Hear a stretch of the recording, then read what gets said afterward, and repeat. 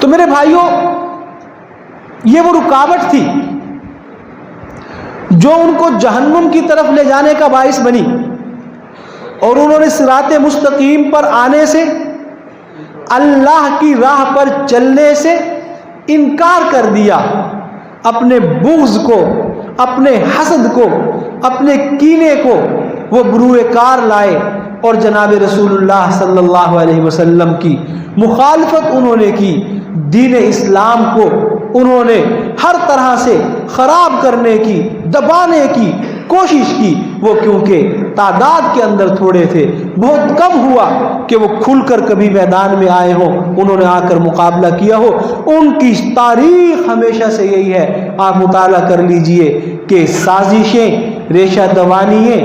فتنے، فساد، یہ ان کی سرشت رہی ہے۔ چنانچہ نبی کریم صلی اللہ علیہ وسلم کے عہد مبارک کے اندر بھی وہ اسی فتنہ پردازیوں کے اندر مشغول رہے، کبھی کوئی فتنہ بپا کر رہے ہیں، کبھی منافقین کو اٹھا رہے ہیں، کبھی عبداللہ بن سبا کا فتنہ اٹھا دیا، جس کے نتائج ہم آج تک بھگت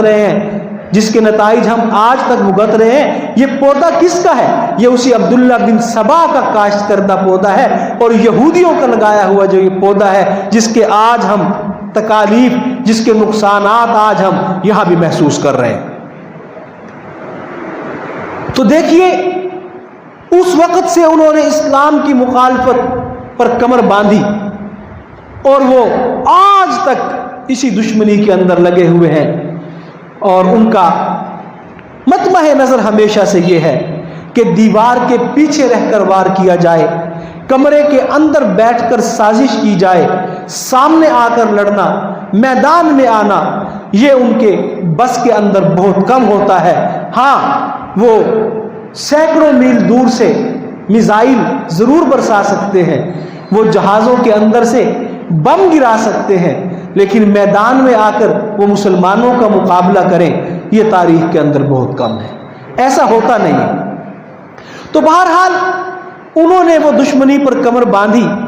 اور وہ دشمنی اسی طرح ایسی ان پر یہ لعنت برسی، اور اللہ تبارک و تعالیٰ کی طرف سے عذاب ان پر آیا کہ اب وہ بھٹکتے پھرتے ہیں پوری دنیا کے اندر، کہیں ان کو اچھا نہیں سمجھا جاتا تھا۔ تاریخ پر نظر رکھنے والے حضرات جانتے ہیں کہ وہ ہمیشہ سے اپنی ان حرکتوں کی وجہ سے معتوب ٹھہرے، مجرم ٹھہرے، اور ہر کوئی انہیں لعن طعن کرتا تھا۔ اور پھر جب میں نے پہلے بھی عرض کیا، ہٹلر نے ان کو ملک بدر کیا، نکالا، تو پوری دنیا کے اندر انہیں کہیں ٹھکانہ نہیں مل رہا تھا۔ پھر انہوں نے وہی کیا کہ جنہوں نے ان کو پناہ دی، جنہوں نے ان کو رہنے کے لیے جگہ دی، اور انہی کو انہوں نے جو ان کے ساتھ کیا